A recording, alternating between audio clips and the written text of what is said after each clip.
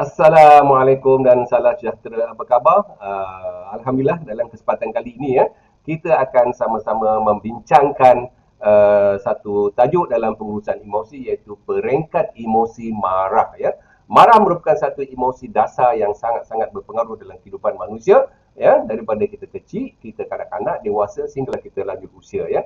Dan emosi marah tu tetap ada dalam kehidupan kita kerana dia sangat satu perlu ya untuk kita meneruskan kehidupan ya.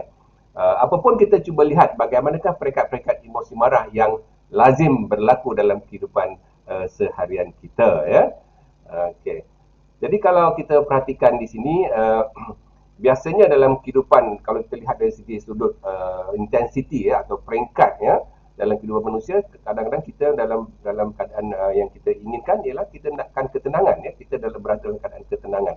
Tenang tu merupakan satu bentuk emosi yang menzahirkan perasaan gembira dan juga seronok ya. Jadi kalau semua orang tenang, semua orang gembira, semua orang seronok, kita tak ada masalah lah. Kita tak ada masalah komunikasi, kita tak ada masalah stres ya, kita tak ada masalah takut, bimbang ya, depresi dan sebagainya sebab kita tenang kan. Itu satu peringkat ya yang kita panggil peringkat yang positif, emosi yang positif ya. Bagaimanapun bila sesuatu berlaku dalam kehidupan kita, ya, kita mula bimbang. Ya. Ini peringkat yang kedua ya, kita akan rasa bimbang. Dan bila kita bimbang ni biasanya kita menunjukkan rasa gelisah ya, tak sedap hati ya kan ya. Kita tak best lah, tak seronok lah ya. Dan sebagainya ya. Kebimbangan tu mula timbul lah ya. Selepas itu kita mungkin timbul perkataan ataupun satu peringkat yang dipanggil menyampah. Ini satu bentuk emosi marah, menyampah. Bila kita rasa bimbang tu dah ada macam marah sikit-sikit lah.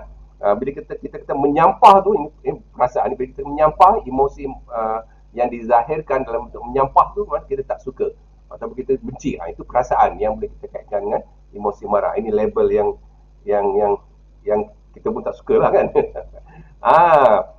Satu lagi yang agak lebih serius lagi ya, bila kita marah ya, kita berada dalam emosi atau perasaan kita kata kecewa ya, kekecewaan ya. Kita peras lah ya, kita kecewa ya. Biasanya bila kita zahirkan emosi marah dalam bentuk kekecewaan ni, kita akan rasa tidak puas hati. Umpamanya kita tidak mendapat keadilan ya, dan sebagainya ya. Kita dikritik dengan cara yang destruktif ya, difitnah, dikata itu kata ini ya, kita rasa tak puas hati ya. Hak kita diambil atau hak kita dinafikan ya, kita rasa tidak puas hati. Itu menimbulkan perasaan kecewa. Ini satu lagi tahap marah ya. Dan bila kekecewaan ni memuncak mungkin boleh menimbulkan kemarahan. Ya.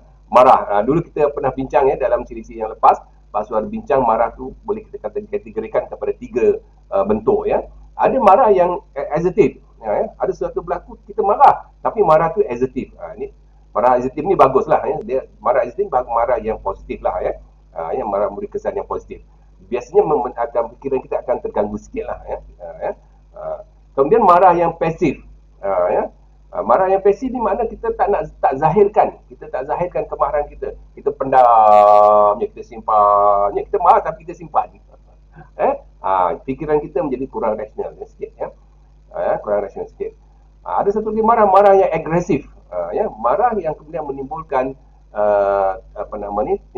tindakan yang agresif ya, sama ada dari segi pertuturan ataupun dari segi tingkah laku atau dari perbuatan ya. Itu fikiran kita jadi tidak rasional. Bila fikiran tidak rasional, minda rasional kurang berfungsi, maka yang mengambil tempat ialah minda emosional. Itu dia.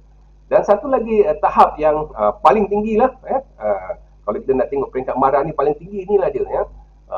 Kita boleh kategorikan sebagai panas baran ya. Panas baran. Apabila seseorang tu menunjukkan peringkat panas baran ni ya, biasanya dia akan hilang kawalan diri ya. Dia benda kecil-kecil pun dia akan mudah marah ya. Dan ketika itu ya, minda emosional menguasai minda rasional. Minda rasional tak boleh fikir lagi dah. Dia tak boleh fikir. Dia kalau dia fikir pun dia fikir cara tidak rasional.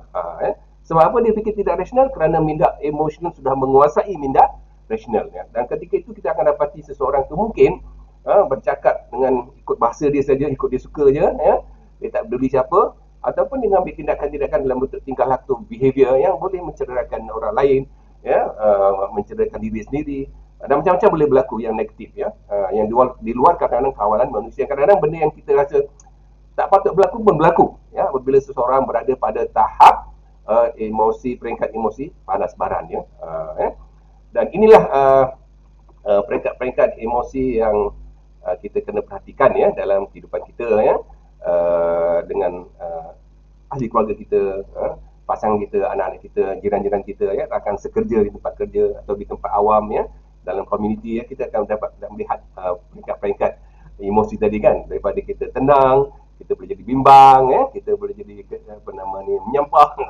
Bila orang kata aku menyampah betul dengan dia tu, sudah ada tujuh petanda emosi marah dah ada ya.